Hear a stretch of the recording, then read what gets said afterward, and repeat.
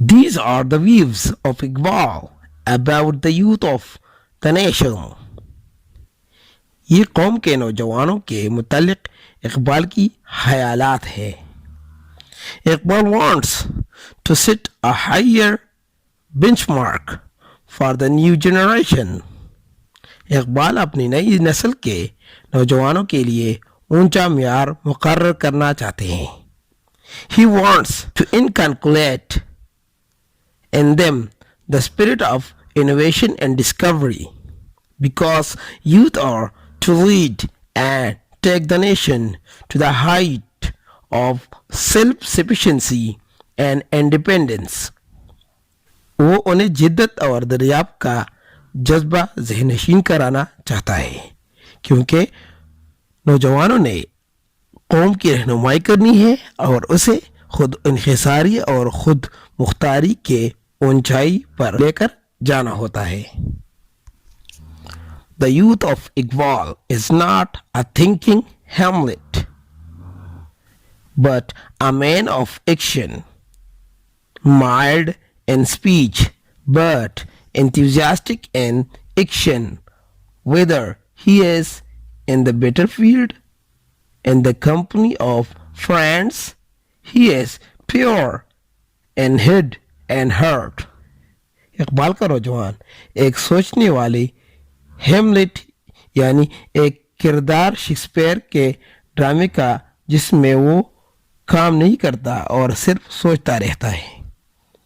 यानी हेमलेट का मतलब यही है, की तरह नहीं है बल्कि वो एक अमली इंसान है, गुफ्तगू में खामोश लेकिन काम में पुरजोश. चाहे वो किसी मैदान जंग में हो या किसी दोस्त के सोबत में, वो दिल व दिमाग से फाकीज़ा है.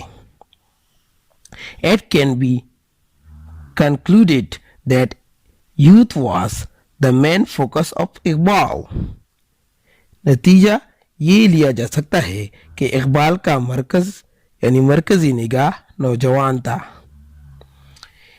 He declares youth as a symbol of hope and future of the nation. वो नौजवान को कौम की उम्मीद और मुस्तकबिल बयान करता है.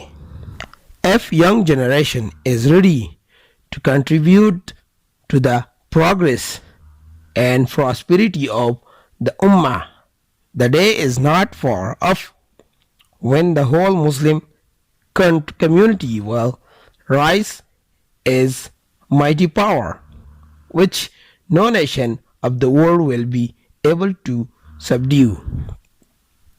अगर नई नस्ल